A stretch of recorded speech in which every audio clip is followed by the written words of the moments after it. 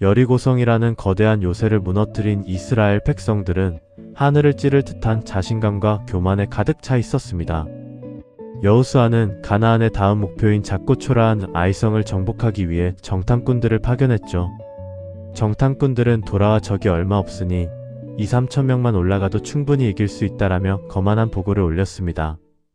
여호수아는 그들의 말만 믿고 하나님께 묻지도 않은 채 고작 3천 명의 군사만 아이성으로 올려보냈습니다. 하지만 여리고성 전투 때와는 완전히 다르게 이스라엘 군대는 아이성 군사들의 거센 반격에 밀려 처참하게 박살나고 말았죠. 무려 36명의 군사가 목숨을 잃고 비참하게 쫓겨나면서 승리에 도취되어 있던 이스라엘의 사기는 물같이 녹아내렸습니다. 어이없는 참패에 충격을 받은 여호수아는 옷을 찢고 언약궤 앞에 엎드려 밤이 새도록 통곡했습니다. 그는 어찌하여 우리를 이 땅으로 인도하셔서 적들의 손에 멸망하게 하시나이까? 라며 하나님께 울부짖었죠. 그러자 하나님은 일어나라. 이스라엘이 내 언약을 어기고 온전히 바친 물건을 도둑질하였느니라라는 충격적인 사실을 폭로하셨습니다. 사실 여리고성이 무너질 때 유다 지파의 아간이라는 자가 하나님의 엄격한 명령을 어기고 끔찍한 탐욕을 품었습니다. 그는 불태워야 할 전리품 중에서 시날산의 아름다운 외투한 벌과 은, 그리고 금덩이를 몰래 훔쳐냈죠.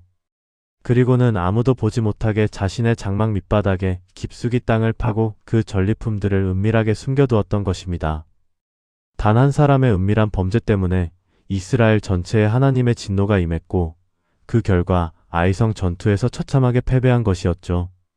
다음날 아침 일찍 여호수아는 온 이스라엘 백성들을 지파별로 모아놓고 범인을 색출하기 위한 제비뽑기를 시작했습니다.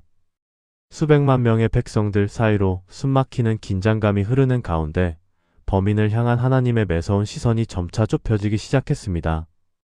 유다 지파가 뽑히고 이어서 세라 족속과 삽디의 가족을 거쳐 마침내 갈미의 아들 아간이 최종 범인으로 지목되었습니다. 수백만 명 중에 자신이 정확히 뽑히자 사색이 된 아간은 그제야 자신이 전리품을 훔쳐 장막 밑에 숨겼다는 사실을 실토했죠.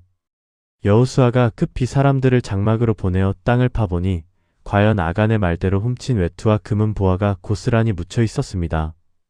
이스라엘 백성들은 아간과 그의 가족들 그리고 훔친 물건들을 모두 끌고 아골 골짜기라는 곳으로 향했습니다.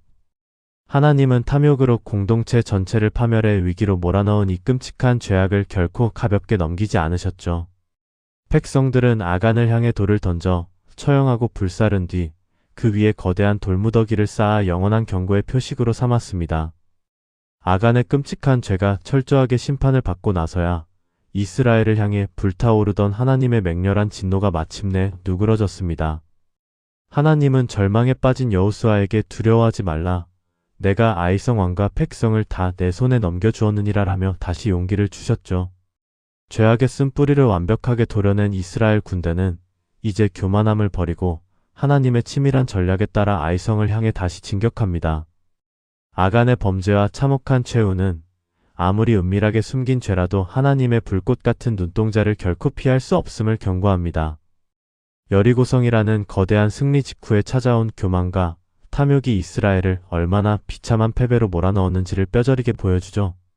우리는 승리하고 잘 나갈 때일수록 내 마음속에 숨겨진 교만한 아간이 없는지 철저하게 돌아보아야만 합니다.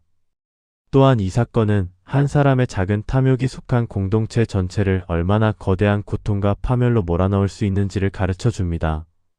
아간 한 명의 은밀한 범죄 때문에 죄 없는 이스라엘 군사 36명이 피를 흘리며 억울하게 목숨을 잃어야만 했죠. 나의 이기적인 욕심과 잘못된 선택에 사랑하는 가족과 이웃들에게 치명적인 재앙이 될 수 있다는 무서운 영적 책임감입니다.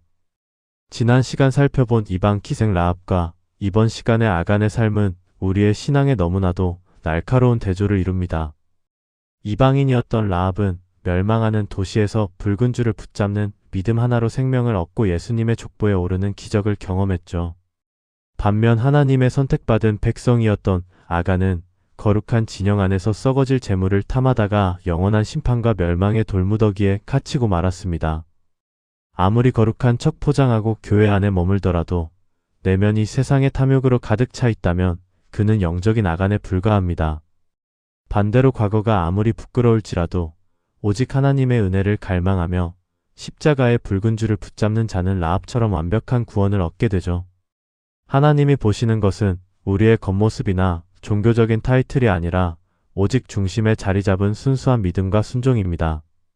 비극이 서려있는 심판의 땅 아골 골짜기는 훗날 성경에서 소망의 문으로 다시 아름답게 불리게 됩니다. 철저한 회개와 뼈아픈 징계를 통과한 후에는 하나님께서 반드시 다시 일어설 수 있는 찬란한 회복의 은혜를 부어주시기 때문이죠.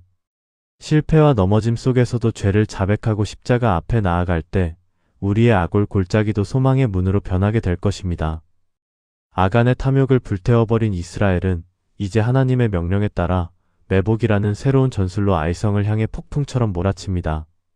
쓰라린 패배를 거울 삼아 교만함을 버리고 완벽한 순종으로 무장한 그들 앞에 가나안의 모든 적들은 다시 두려움에 떨게 되죠. 진정한 승리는 나의 능력이 아니라 나의 죄를 비우고 하나님의 뜻으로 채울 때 비로소 완성됨을 기억하시길 바랍니다.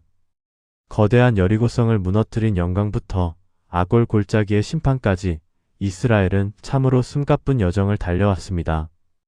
이 다이나믹한 역사는 오늘날 영적 전쟁을 치르는 우리에게 가장 날카롭고도 완벽한 삶의 나침반이 되어주죠. 다음 시간에는 기브온 촉속의 놀라운 속임수와 태양을 하늘에 멈춰 세운 전대미문의 거대한 기적을 향해 나아가 보겠습니다.